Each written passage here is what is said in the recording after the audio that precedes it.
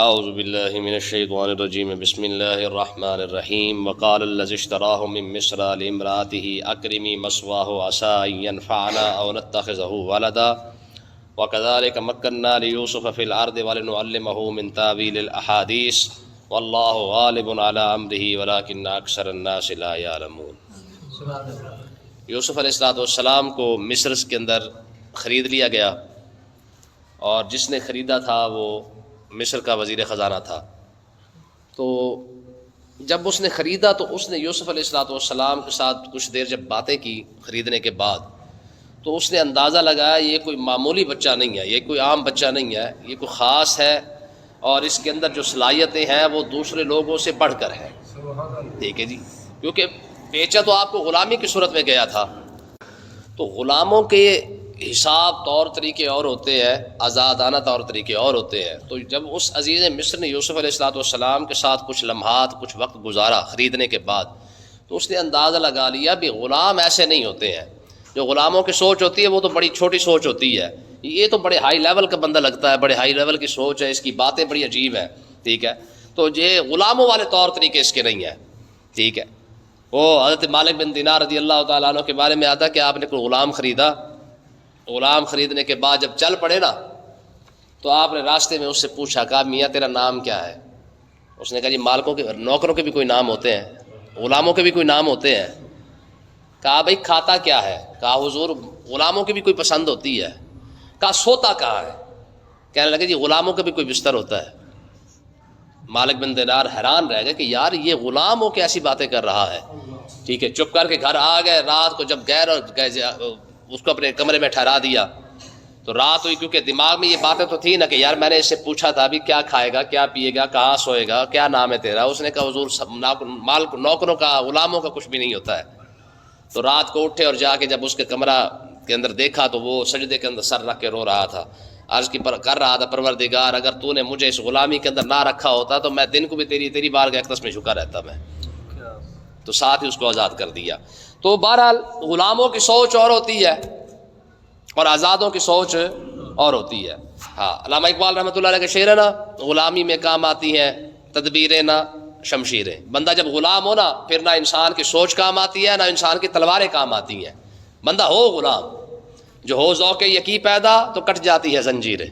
علامہ کا شعر تھا۔ مطلب کیا ہے؟ علامہ اقبال نے فرمایا تھا غلام قوم چاہے اس کے پاس تلواریں ہوں چاہے اس کے پاس بڑے بڑے دماغ ہوں، غلام قوم ہمیشہ غلام ہی رہتی ہے، چاہے وہ ایٹم بم ہی کیوں نہ بنا لے۔ جب غلام ہے تو غلام ہی اس نے رہنا ہے۔ تو بہرحال عزیز مصر نے اندازہ لگا لیا کہ یہ بچہ غلام نہیں ہے، اور پھر ہوا کیا؟ وقال الذی اشتراہ من مصر لامرأته، فرمایا وہ خرید کر، یعنی جس نے مصر کے اندر جس شخص نے آپ علیہ السلام کو خریدا تھا، لامرأته، وہ اسے لے کر جب اپنے محل کے اندر آیا تو اکرمی مثواہ، تو اس نے اپنی بیوی کو کہا، رائل نام بھی کہا جاتا ہے اور زلیخا بھی کہا جاتا ہے، تو زلیخا کیونکہ مشہور ہے تو اس نے اپنی بیوی زلیخا کو کہا، اس کہنے لگا اکرمی مثواہ، کہا اس کے خوراک کا اور اس کے لباس کا اور اس کے رہائش کا اچھے طریقے سے انتظام کر۔ یہ کوئی عام بچہ نہیں ہے، اس کو رہائش بھی اچھی دے، اس کی خوراک کا انتظام بھی اچھا کر، اس کا ٹھکانہ بھی اچھا کر، اور اس کو غلاموں کی جیسی زندگی اس کی نہیں ہونی چاہیے، بلکہ اس کو جو ہے وہ اچھے طریقے سے رکھنا ہے۔ وجہ کیا ہے؟ اس نے دو باتیں کی اور دو امیدیں لگائیں یوسف علیہ السلام سے۔ کہنے لگا جی عسیٰ ان ینفعنا، ہو سکتا ہے اللہ تعالیٰ ہمیں اس سے فائدہ عطا فرمائے۔ جتنا یہ سیاںا ہے، سمجھدار ہے یہ بچہ، ان قریب ہو سکتا ہے اللہ تعالیٰ ہمیں اس سے فائدہ ہی فائدہ عطا فرما دے، ہمارے مملکت کے سارے معاملات کو یہ سنبھال لے، اور خاص کر میرا دست بازو بن جائے تو میرا زیادہ اور زیادہ جو ہے وہ مقام اور مرتبہ بڑھ جائے گا۔ ہو سکتا ہے کہ یہ ہمیں اس سے فائدہ دے، او نتخذہ ولدا، یا یہ بھی ہو سکتا ہے کہ ہم اسے اپنا بیٹا بنا کے رکھ لیں، ہماری نسل اس سے چل پڑے، کیونکہ اس کی اولاد ہی نہیں تھی، اس کی اپنی اولاد نہیں تھی۔ تو یہ دو امیدیں اس نے یوسف علیہ السلام سے رکھی، اور اپنی بیوی کو کہا کہ اسے عزت کے ساتھ رکھ، اور اس کی عزت اور تکریم کے اندر کوئی کمی نہیں آنی چاہیے۔ دو فائدے ہمیں اللہ تعالیٰ اس سے عطا فرما دے گا۔ ہو سکتا ہے یا تو ہمیں اس کے مملکت کے معاملات میں ہمیں فائدہ ہو جائے، یا پھر ہم اپنے بیٹا بنا کے رکھ لیں گے تو پھر بھی ہمارا نام چلتا رہے گا کہ یار یہ وہ لوگ تھے جنہوں نے یوسف علیہ السلام کو پالا تھا۔ تو اللہ تبارک و تعالیٰ نے ارشاد فرمایا کہ وَكَذَلِكَ مَكَّنَّا لِيُوسُفَ فِي الْأَرْضِ، فرمایا اسی طرح ہم نے مصر کے اندر یوسف علیہ السلام کو اچھا ٹھکانہ عطا فرمایا ہے۔ یعنی اس طرح کی مطلب کیا ہے اس کا کہنے لگے جی مطلب یہ ہے کہ ایک وقت وہ تھا جب یوسف علیہ السلام کنویں کے اندر تھے، وہ ٹھکانہ تھا، وہ جگہ بھی تھی، لیکن آج کیا ہے؟ فرمایا وَكَذَلِكَ مَكَّنَّا لِيُوسُفَ فِي الْأَرْضِ، فرمایا ہم نے اسی طرح مصر کے اندر یوسف علیہ السلام کو اچھی رہائش عطا فرمائی ہے، صبر کیا ہے تو رب نے صلہ بھی اتنا بڑا عطا فرمایا۔ لیکن اب یہ امتحان کا ایک سلسلہ ختم ہوا ہے، اب امتحان کا دوسرا سلسلہ شروع ہو رہا ہے۔ وہ کون سا ہے؟ دیکھیں پہلے آزمائش اور تھی، اور طریقے سے تھی کہ تکلیفیں تھی، مصائب تھے، پریشانیاں تھی، اور اس کے علاوہ اور معاملات سارے تھے۔ اب جو جس سوسائٹی کے اندر، جس معاشرے کے اندر یوسف علیہ السلام آ چکے تھے، اب امتحان کے مرحلے اور تھے۔ مثلا پہلے غریبی تھی، پردیسی تھے، اور اس کے بعد جناب تکلیفیں، پریشانیاں، کنویں کے اندر جانا، یہ سب کچھ تھا۔ یہ بھی امتحان سمجھ میں آتا ہے، لیکن جو اگلا امتحان ہے اس کے بارے میں علماء فرماتے ہیں یہ رب کا فضل یہ ہے جو اس امتحان سے یوسف علیہ السلام بچے ہیں۔ کون سا امتحان ہے؟ وہ امتحان تھا امیرانہ سوسائٹی میں جانے کا، کیونکہ اب یوسف علیہ السلام کسی غریب گھر کے اندر نہیں تھے، بلکہ ایک طاقتور اور عہدیدار، اور وہ بھی وزیر خزانہ کے گھر کے اندر تھے۔ اور بڑے امیر لوگ جو ہوتے ہیں ان کے معاشرہ، ان کا ماحول کیسا ہوتا ہے، اس سے پھر خدا کی پناہ ہوتی ہے۔ کہا یوسف علیہ السلام کا اب جو اگلا امتحان شروع ہوا ہے، وہ امتحان کس بات کا تھا؟ وہ امتحان تھا ان کی سوچ کا، وہ امتحان تھا ان کے اپنے آپ کو بچانے کا، وہ امتحان تھا ان کی پاک دامنی کو اب ثابت قدمی اور مضبوطی کے ساتھ پکڑنے کا۔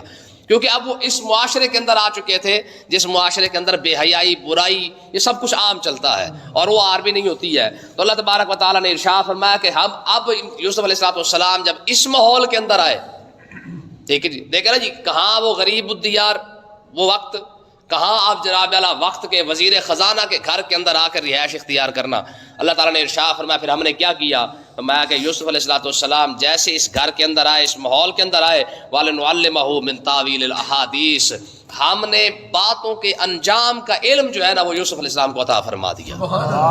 ٹھیک ہے، اب کیا عطا فرمایا اللہ تعالیٰ نے؟ فرمایا ہم نے اسے یوسف علیہ السلام کو جتنے معاملات چلتے تھے نا، یعنی وزیر خزانہ کے، عزیز مصر کے، فرمایا ایک اس سے مراد ایک تو یہ ہے کہ وزیر خزانہ کے تحت جو بھی معاملات آتے تھے سب کا علم اللہ تعالیٰ نے یوسف علیہ السلام کو عطا فرما دیا۔ ہماری قوم پوچھتی پھرتی ہے کہ سیاست مولانا تعلق ہی کوئی نہیں ہے، ٹھیک ہے جی، وزیر خزانہ کے سارے معاملات اب یوسف علیہ السلام کو اس کا علم رب نے عطا فرما دیا تھا۔ اور روایت کے اندر آتا ہے کہ اب عزیز مصر جو وزیر خزانہ تھا اس کا ایک ہی کام تھا، کون سا؟ روٹی پکوانا اور روٹی کھا لینا۔ باقی جتنے معاملات تھے وہ سارے کے سارے یوسف علیہ السلام دیکھتے رہے ہیں، اور آپ کی جوانی انہی کاموں کے اندر گزری ہے، ٹھیک ہے۔ یعنی اب اس کا صرف اور صرف اس نے اپنے ذمہ ایک کام لے لیا تھا، اس نے کہا بھائی یوسف علیہ السلام کو کہا کہ یہ سارا خزانہ جانے اور تم جانو، باقی سارے معاملات جانے اور تم جانو، میرا کام کیا ہے؟ صرف روٹی کھانا۔ وہ اپنی کھانا پکوا لیتا، کھانا پکانے کے بعد جو ہے وہ کیا کرتا؟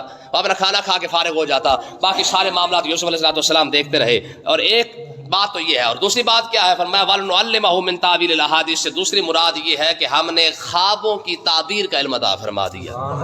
ہوتا کیا تھا کہ یوسف علیہ السلام یہ عزیز مصر کے اسی محل کے اندر ہی جو بندہ بھی خواب دیکھتا وہ یوسف علیہ السلام کے پاس آ جاتا، اور جیسے آپ ارشاد فرما دیتے وہی اس کی تعبیر بن جاتی، ٹھیک ہے جی، جیسے آپ فرما دیتے وہی اس کی تعبیر ہوتی، اور اسی طریقے سے ہو جاتا۔ تو اللہ تبارک و تعالیٰ نے ارشاد فرمایا واللہ غالب علی امرہ، رب اپنے تمام معاملات پر غالب ہے، ٹھیک ہے جی، سارے جتنے بھی معاملات ہیں سارے کے سارے اس کے کنٹرول کے اندر ہے۔ مطلب کیا ہے اس کا؟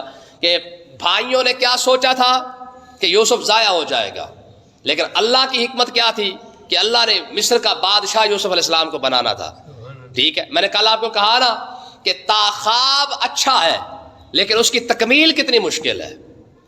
بنانا یوسف علیہ السلام کو مصر کا بادشاہ تھا، لیکن اب ایسے اٹھا کے مصر کا بادشاہ نہیں بنایا، بلکہ اس کی خاطر یہ سارا چکر اور سارا جناب مشکلات اور معاملات کو درمیان میں رکھ دیا گیا ہے۔ واللہ غالب علی امرہ، رب اپنے کاموں پر غالب ہے، ہوتا وہی ہے جو رب چاہتا ہے۔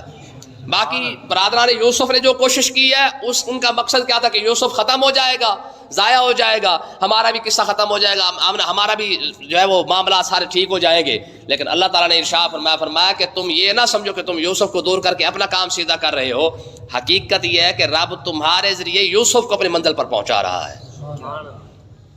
مجھے آپ بتائیں اگر برادران یوسف کو پتا ہوتا کہ کنویں میں گرنے کے بعد آگے تخت ملنا ہے تو ہر بندہ دوسرے کی منت کر رہا تھا کہ یار تیری مہربانی یوسف کو چھوڑ مجھے دھکا دے.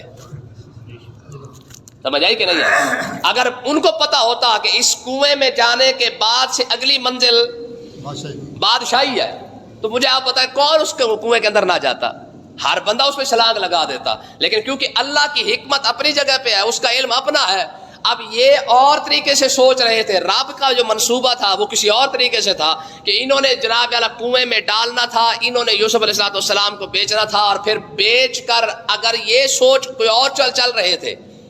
لیکن اللہ کی جو تدبیر ہے وہ اپنے طریقے سے کام کر رہی تھی. تو اب ہوا کیا, فرمایا وَلَٰكِنَّ أَكْثَرَ النَّاسِ لَا يَعْلَمُونَ, اکثر لوگ یہ بات نہیں جانتے ہیں کہ جو کام رب کرتا ہے وہ کسی اور طریقے سے کرتا ہے. یہی وجہ ہے نا, ہمارے بزرگ فرماتے ہیں کہ ہو سکتا ہے تمہارا کوئی شریک کا, تمہارا کوئی حاسد, اگرچہ وہ تمہارا نقصان کر رہا ہو سکتا ہے وہ تمہارا جو نقصان کرنے والا ہے تمہیں فائدے کی طرف لے کے جا رہا ہو. یہ بھی تو ہو سکتا ہے نا. دیکھیں جناب, فرمایا وَلَمَّا بَلَغَ أَشُدَّهُ آتَيْنَاهُ حُكْمًا وَعِلْمًا, فرمایا جب وہ جوان ہوا, یعنی یوسف علیہ السلام اسی عزیز مصر کے محل کے اندر جناب پلتے رہے, چلتے رہے, معاملات زندگی گزرتی رہی. اور اشدہ ہو, فرمایا کہ جب اللہ تبارک و تعالیٰ نے بالغ اشدہ ہو, جب وہ اپنی جوانی کو پہنچ گیا تو آتیناہ حکما و علما, ہم نے اسے نبوت بھی عطا فرما دی, علم بھی عطا فرما دی. دیکھیں یہ اللہ تعالیٰ نے 2 مرتبہ یوسف علیہ السلام کو علم عطا فرمایا ہے. پہلا علم کون سا تھا؟ پہلا علم وہ تھا جب یوسف علیہ السلام وزیر خزانہ کے گھر کے اندر موجود تھے. وہاں جتنا علم کی ضرورت تھی اللہ تعالیٰ نے پہلے وہ علم عطا فرمایا. ٹھیک ہے, اب جب نبوت کا منصب ملا, جوانی عروج پہ آئی تو اللہ تبارک و تعالیٰ نے پھر 2 علم عطا فرمائے. ایک حکمت کا علم عطا فرمایا, دوسرا نبوت کا علم عطا فرما دیا. ہر نبی کو اللہ تعالیٰ نے یہ 2 چیزیں عطا فرمائی ہیں. آقا علیہ السلام کے بارے میں قرآن نے یہی کہا ہے کہ وَيُعَلِّمُهُمُ الْكِتَابَ وَالْحِكْمَةَ, کہ ہم نے اپنے محبوب کو علم, کتاب کا علم بھی عطا فرمایا اور حکمت بھی عطا فرمائی ہے. حکمت کا مطلب کیا ہے؟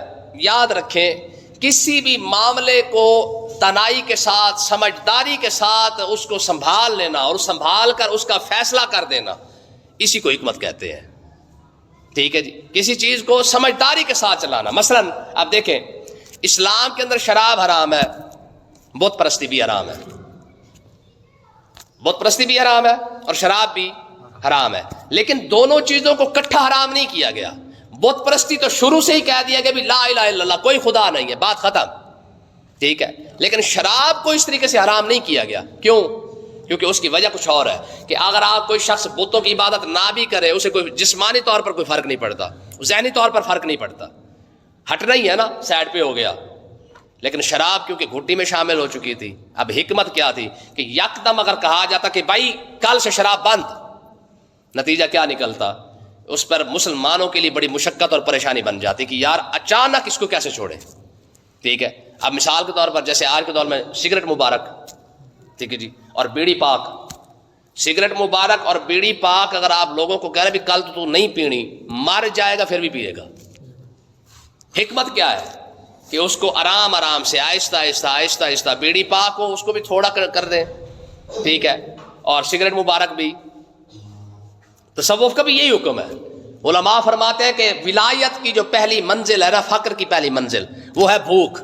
ہمارا اچانک 2 روٹیاں نہ چھوڑ. ٹھیک ہے جی, 4 کھاتا ہے تو 2 چھوڑنے کی ضرورت نہیں ہے, کتنا کر. علماء فرماتے ہیں کہ اگر کوئی شخص فقر کے راستے پہ چلنا چاہتا ہے, ولایت کے راستے پہ چلنا چاہتا ہے نا, تو وہ کس طریقے سے روٹی کو تھوڑا کرے, کم کرے. کہتے ہیں جتنا بلی کا کان ہوتا ہے نا, بلی کا کان, میں بلی کے کان کے برابر آہستہ روٹی کم کرنا شروع کر دے. ٹھیک ہے جی, یعنی کل 1 والا چھوڑا ہے, پھر آگے 2 چھوڑ دے, پھر 2 ہفتے بعد 3 چھوڑ دے, پھر 2 مہینے بعد 4 چھوڑ دے. میں اس طریقے سے کر کے آہستہ نیچے آئے. تو یہ ہوتی ہے حکمت. تو اللہ تعالیٰ نے ارشاد فرمایا کہ جب یوسف علیہ السلام ہو گئے نا, سیاڑے ہو گئے, سمجھدار, جوان ہو گئے, کتنے عمر کو پہنچے اس میں بھی اختلاف ہے. کچھ کہتے 33 سال کی عمر تھی, کچھ کہتے 34 سال تھی, کچھ کہتے 40 سال تھی. تو بہرحال یوسف علیہ السلام کی جب جوانی آئی تو اللہ تبارک و تعالیٰ نے آتیناہ حکما و علما, رب نے حکمت بھی عطا فرما دی, نبوت بھی ساتھ عطا فرما دی. ٹھیک ہے, یہ علم تھا جو اللہ تبارک و تعالیٰ نے یوسف علیہ السلام کو عطا فرمایا. اور آگے الفاظ ہے کہ وَكَذَلِكَ نَجْزِي الْمُحْسِنِينَ, ہم نیکی کرنے والوں کو ایسا ہی صلہ دیتے ہیں. بندہ ہو نیک, رب عروج ضرور عطا فرماتا ہے.